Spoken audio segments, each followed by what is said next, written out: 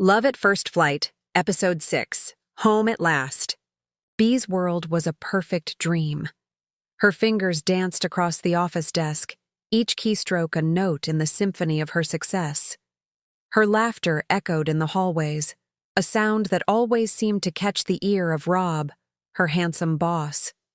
He'd watch her with a smile that made her heart flutter, a silent promise of a future she desperately wanted. In that dream, everything was perfect. She had the career she'd always worked for, the man she secretly adored, and the family she longed to complete. But dreams have a cruel way of ending. The sharp, insistent ring of her phone sliced through the fantasy, yanking her back to the world of the living. Her eyes fluttered open. The soft, sterile glow of office lights was gone, replaced by the warm, golden sunlight of late afternoons spilling through a car window. Her chest rose and fell with a heavy breath as the truth settled in. It was all in her head. Just a dream.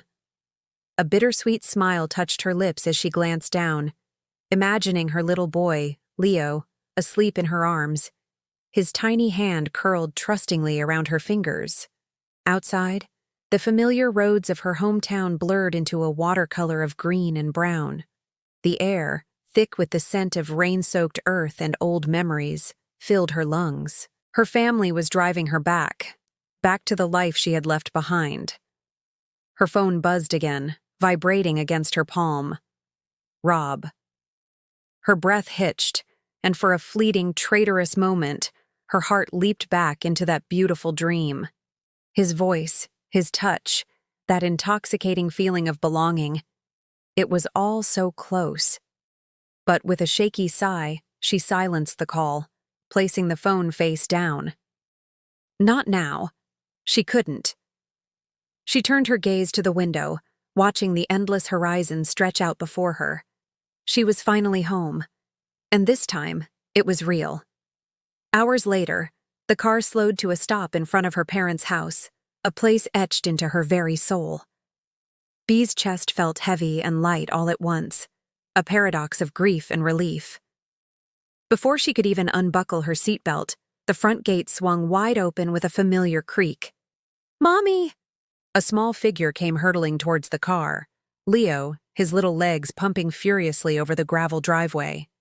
In that instant, everything else melted away. Bee dropped her bag on the dusty ground, tears she didn't know she was holding back spilling down her cheeks as she fell to her knees, opening her arms just in time to catch him. "My baby," she whispered, her voice choked with emotion as she clutched him to her chest, burying her face in his hair. "Oh, I missed you so much." Leo's tiny hands cupped her face, his thumbs trying to wipe away her tears. "You came back, Mommy. You're home."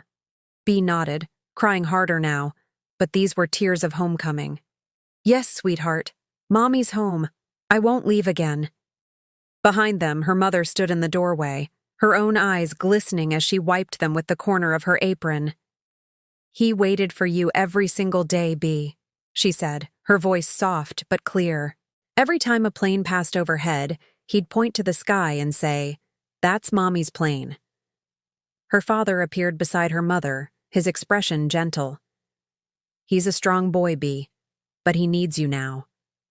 Bee kissed Leo's forehead, his cheeks, his tiny nose, whispering her promise over and over again, "I'm never leaving again." But even as she said the words, the echo of her dream lingered, the sound of Rob's laughter, his voice calling her name, the ghost of his hand in hers. That night, the house was filled with the comforting, nostalgic sense of home, her mother's famous tortang talong and fragrant garlic rice. As Bee helped Leo set the small wooden table, he looked up at her, his eyes shining with pride. "Mommy, I can count to 100 now," he announced. A fresh wave of tears pricked Bee's eyes, but she blinked them back with a watery smile. "Wow, that's amazing, baby. Let me hear." He began to count, his small voice earnest and eager, and she watched him, a bittersweet ache blooming in her chest. She had missed so much. His first steps, his first words, his first everything. the milestones she'd only seen through a screen. "Can Mommy make it up to you?" she whispered, her voice barely audible. Leo stopped counting and grinned, a wide, gap-toothed smile that lit up his entire face. "You already did, Mommy. You came home."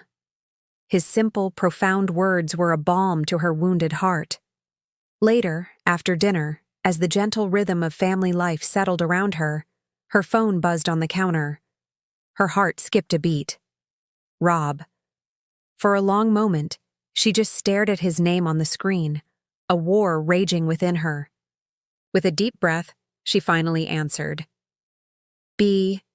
His voice was low, familiar, and filled with an emotion she couldn't quite name. "I've missed you." She closed her eyes, the sound of his voice transporting her back to that other life, that other self. "Rob, it's been a long time." "I know," he said gently, "but I can't stop thinking about you. That dream you told me about, the one where we had a family, I think it could still happen, B." Her breath caught in her throat. The dream, so vivid and tempting, was being offered to her as reality. "Rob, don't. Please," she whispered, her resolve wavering. "Just one dinner," he pressed, his voice almost pleading. "To talk. One last dinner, B. For us." Tears welled in her eyes, blurring the warm kitchen lights. The two worlds she'd been trying to keep separate were colliding. "I can't," she finally said, the words tasting like ash. "I have Leo, my family. This is where I belong now." A heavy silence stretched between them, thick with unspoken feelings and lost possibilities. Then, his voice, tender and resigned. "Then I'll let you go, B. But I'll never forget you." The call ended, leaving her in the quiet kitchen with the echo of his words and the dull ache of what might have been. The next morning, bright sunlight spilled through the windows, chasing away the last of the night's shadows. B found Leo at the table, already busy drawing, his little fingers smudged with a rainbow of crayon dust. "Look, Mommy," he said brightly, holding up his creation. It was a simple drawing of 4 stick figures holding hands under a smiling sun. "It's us. You, me, and Grandma and Grandpa." A genuine, heartfelt smile spread across Bee's face, her heart swelling with a love so pure and powerful it took her breath away. "It's beautiful, Leo. It's perfect. Just like our family." She wrapped her arms around him, hugging him close and breathing in the simple, comforting scent of him. For the first time in years, Bee felt a profound sense of peace settle over her.